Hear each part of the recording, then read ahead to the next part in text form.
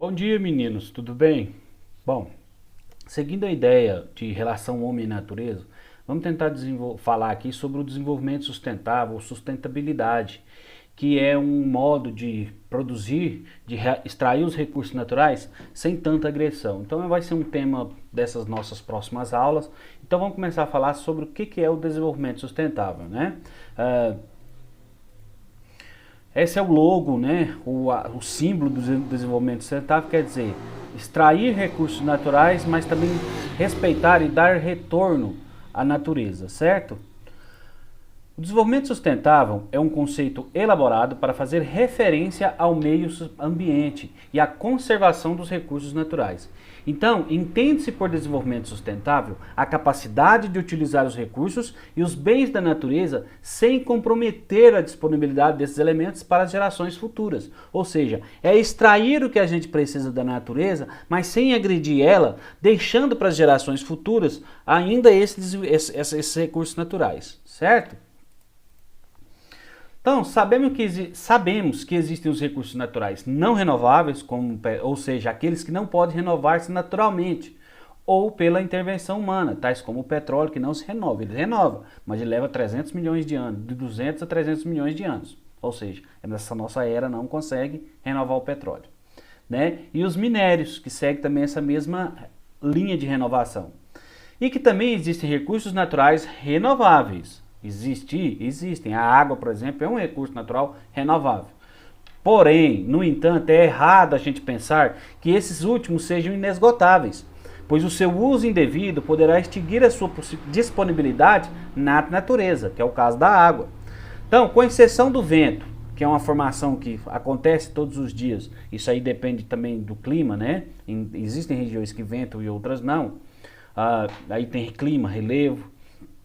E a luz solar, que ela existe em parte do planeta, né, que não são diretamente afetados pela exploração econômica, o restante, como a água, como entre outros recursos naturais renováveis, esses, se não for usado de maneira correta, ele não renova em tempo da natureza se estabelecer, certo?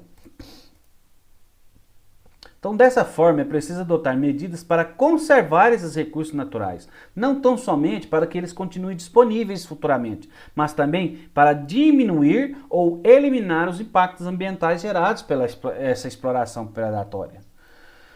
Então, a história do conceito de desenvolvimento sustentável surge aqui. O conceito de desenvolvimento sustentável foi oficialmente declarado na Conferência das Nações Unidas sobre o Meio Ambiente Humano, realizada em 1972 na cidade de Estocolmo, na Suécia.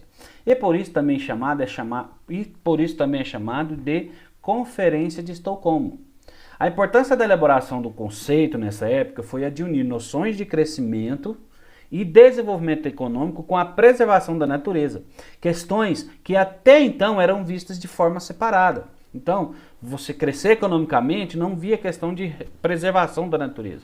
Extrair os recursos naturais era fonte de riqueza. Começa lá na Revolução Industrial, com a extração, com as máquinas a vapor e a extração do carvão mineral. Que inclusive talvez seja a fonte de energia mais poluente do planeta. Medidas sustentáveis. Dentre as medidas que podem ser adotadas tanto pelos governos quanto pela sociedade civil em geral, para a construção de um mundo pautado na sustentabilidade, podemos citar a redução e eliminação do desmatamento, reflorestamento de áreas naturais devastadas, preservação das áreas de proteção ambiental como reservas e unidades de conservação de matas ciliares, certo?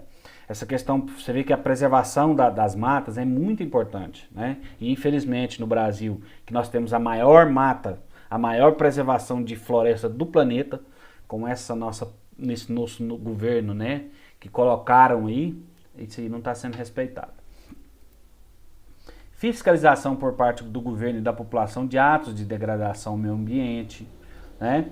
Adoção da política dos 3 R's, que é reduzir, reutilizar e reciclar, ou dos 5 R's, que é repensar, recusar, reduzir, reutilizar e reciclar.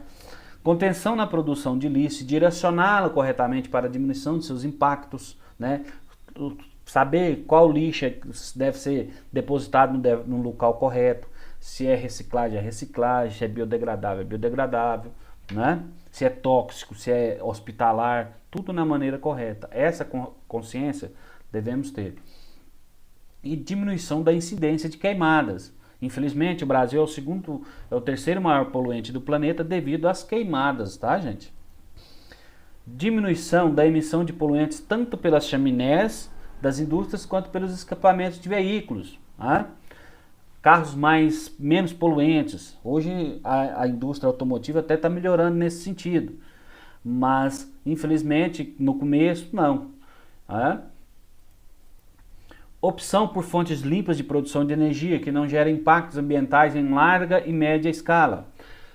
Energia eólica, energia solar, são fontes de energias que não poluem. Tá? A energia hidrelétrica ela não polui, porém a utilização da água gera um impacto ambiental muito grande para a contenção da água.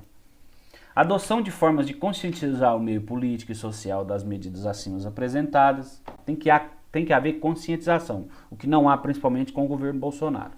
Né?